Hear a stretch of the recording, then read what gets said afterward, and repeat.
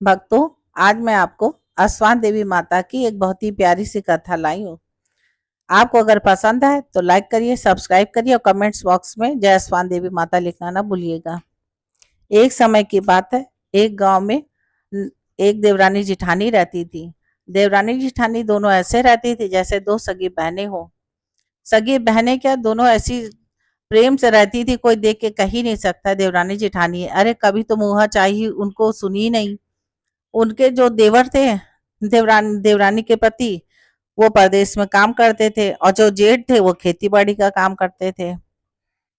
जेठानी के कई साल हो गए थे पर कोई भी बच्चा नहीं हुआ था और देवरानी के इधर दो लड़के हो चुके थे। गांव मोहल्ले वाले बोला करते थे देवरानी से, पता नहीं तेरी जेठानी कैसी कैसे तू उसका मुंह देख लेती है। वो तो बाज है बाज, उसके तो आधा औलाद नहीं है। सुबह सुबह ही उसका मुंह देखना पड़ता हो। जहाँ पे गांव में पानी भरने कुएं में जाती, वहां भी उसको औरतें ना छोड़ती। वहां भी वो कहती, अरे तेरा मुंह देख लिया, आज तो मेरा दिन ही अच्छा नहीं जाएगा। तू सर ढक के क्यों पानी नहीं भरती, तू रात में ही नहीं क्यों पानी भर के रख लेती। ना जाने कितने ही ताने सुनती, लेकिन एक कान से सुन के दूसरे से निकाल देती। जब जेठ देखता तो उसको बड़ा दुख होता। वो कहता है अपनी पत्नी से, परेशान ना हो, एक न एक दिन हमारी ईश्वर जरूर सुनेगा।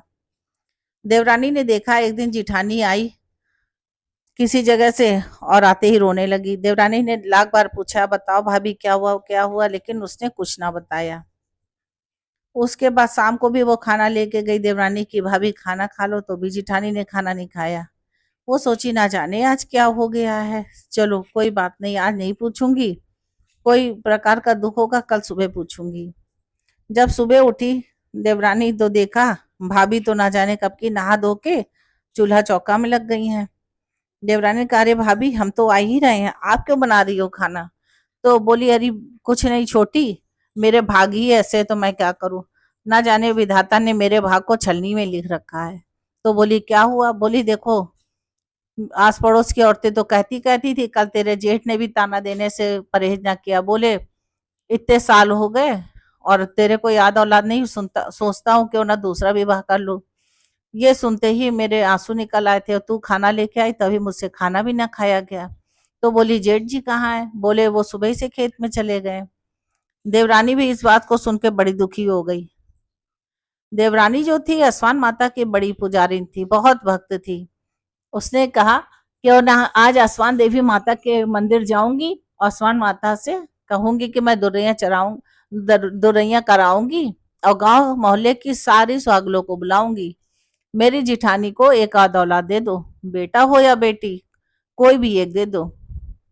इसी आशा से उसने नहाया धोया और देखा जिठानी तो खाना बनाने में है। वो चुपचाप गई कलश लेके और माता के मंदिर में जाके कलश रखा, पूजा आरती करी, थोड़ा सा फूल फल चढ़ाया। उसके बाद बोली, हे माता रानी, मेरी ये झोली तो तुमने भरी है, जिठानी की भी झोली भर दो। जेठ जी ना जाने किस औरत को ले आए घर पे और को रोज कलेश होता जाए। ये मेरी जिठानी बिल्कुल बहन की तरह रहती, सहेली की तरह रहती, इतना प्यार दुलार देती है। क्यों दूसरी शादी करवाना चाहती हो आसमान देवी माता, हम दुल्हनिया चरवाएंगे। आसमान माता तेरी जय हो। ना जाने कितनी देर तक वो रोती गाती रही। जब उसके पास एक औरत आई और बोली, अरे तुम ही पूजा करोगी क्या, मुझे बहन पूजा ना करने दोगी। तब उसने कहा, हाँ हाँ क्यों नहीं, आप भी पूजा करो। उसके बाद वो घर आई। घर आने के बाद जिठानी से बोली, देखना तुम्हारी बहुत जल्दी से मनोकामना पूरी होगी। बोली मेरी तो कोई मनोकामना नहीं, मेरी तो बस एक ही मनोकामना है कि बस मैं अब ऊपर ही सिधार जाऊं। बोली नहीं नहीं भाभी, ऐसा क्यों करती हो। उसने फिर दूसरी तीसरी बातें करनी शुरू की जिससे जिठानी का मन थोड़ा हल्का हो। जेठ जी आए तो जेठ से भी उसने सर ढक के कहा, भैया अगर मैं दद्दा कुछ आपसे बात कहूँ तो क्या मानोगे। बोले हाँ छोटी, बताओ क्या बात है।